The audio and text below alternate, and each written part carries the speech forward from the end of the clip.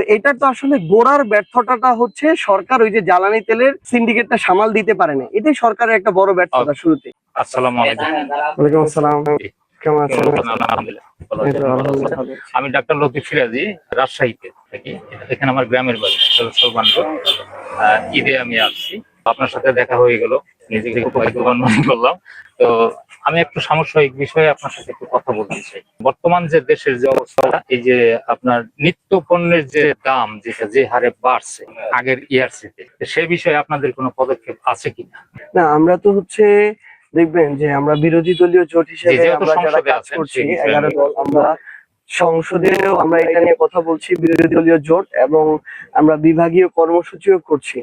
আসলে দুঃখজনক যেটা যে বিএনপি সরকার প্রথমে এসেই যখন জ্বালানি তেলের যে সংকট, এটা তারা হচ্ছে মানে নিয়ন্ত্রণ করতে এবং হচ্ছে এটা পরিচালনা করতে সামগ্রিকভাবে সিন্ডিকেটের কাছে পরাজিত হয়েছে। আসলে না, সেটাই। এখন দেখেন কোনো কিন্তু লাইন নাই, তেলের লাইন আছে কিন্তু ওই সময় কিছুদিন এই অবস্থাটা করা হয়েছে। এটা তো কৃত্রিম ভাবে করা, মানে ধরেন যারা এটার সিন্ডিকেটের সাথে জড়িত তারা কৃত্রিম ভাবে যখন এই সংকটটা তৈরি করে, সরকার ওই সংকটটাকে ভেঙে না দিয়ে বা ওই সিন্ডিকেটটাকে ভেঙে না দিয়ে বরং তাদের মতো করে রেসপন্স করলো, এবং এর ফলে কি হলো, সবকিছুতে প্রায় 20 টাকা করে তেলের লিটার বাড়লো।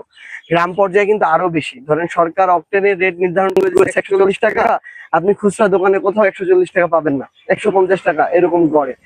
এখন তেলের লিটার যদি প্রতি লিটারে 20 থেকে 30 টাকা বাড়ে, তেলের সাথে বা জ্বালানির সাথে বাংলাদেশের সবকিছু সম্পর্কিত। ধরেন আপনার একটা পণ্য উৎপাদন, তারপরে পরিবহন থেকে শুরু করে বাজারজাত করা কিংবা এই যে যানবাহন, সবকিছু জ্বালানির সাথে সম্পর্কিত। তার মানে সবকিছুর খরচ বাড়লে তো এটার দিন শেষে দ্রব্যমূল্যের দাম বাড়বে।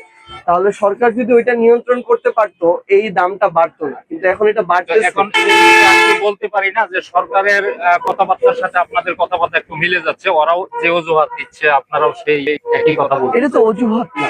না, এই যে ইরানের হরমুজ প্রণালী বন্ধ করে দেওয়ার কারণে যে প্রবলেমটা দেখা দিচ্ছে, ওরা যেভাবে বলতেছে। না না না, এটা শুধু হরমুজ প্রণালী বন্ধ করার কারণে না, আপনি কথাটা বুঝেন নাই। ওইটা ছিল যে হরমুজ প্রণালী বন্ধ হইলো বা এরকম বৈশ্বিক একটা অস্থিতিশীল পরিবেশ একটু হতেই পারে, তাই না? কিন্তু এটার কারণে ধরেন ভারতে 1 টাকা 2 টাকা প্রতি লিটারে বাড়ার কারণেই ভারতে তীব্র একটা বাধার মুখে সরকার পড়ছে। অথচ আমাদের এখানে তারা 15 টাকা 20 টাকা 30 টাকা পর্যন্ত বাড়িয়ে দিল। তো এটা তো সরকারের দায়, সরকারের ব্যর্থতা যে তারা সফলভাবে এটা সামাল দিতে পারেনি। এই কারণে সমস্যা, ম্যানেজমেন্ট কিংবা তারা নিজেরা সিন্ডিকেটের কাছে নথি স্বীকার করছে।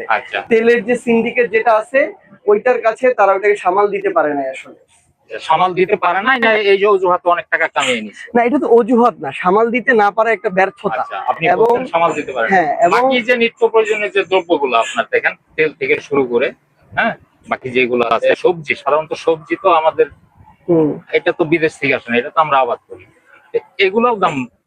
হ্যাঁ, এগুলো প্রত্যেকটাই বাড়বে। আমি তো আপনাকে একটু আগে বলছি, আপনি মনে হয় কথাটা বুঝেন না, কারণ জ্বালানির সাথে সব সম্পর্কিত।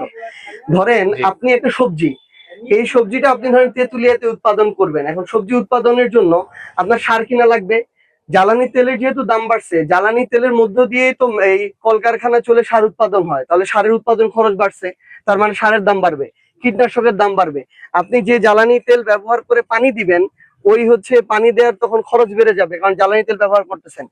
ওই পণ্য উৎপাদন করে আপনি বিক্রির জন্য যদি পরিবহন ব্যবহার করেন, পরিবহনের দাম বাড়তেছে। মানে আপনার যে কোনো একটা ফসল উৎপাদনের সাথে যত জিনিস সংশ্লিষ্ট আছে সবকিছুর দাম বাড়ে যাবে, তার মানে দ্রব্যটার দাম বাড়ে যাবে। তো এটা তো আসলে গোড়ার ব্যর্থতাটা হচ্ছে সরকার ওই যে জ্বালানি তেলের সিন্ডিকেটটা সামাল দিতে পারে না, এটাই সরকারের একটা বড় ব্যর্থতা শুরুতে। জি জি, ওকে, থ্যাংক ইউ, ধন্যবাদ আপনাকে, অসংখ্য ধন্যবাদ।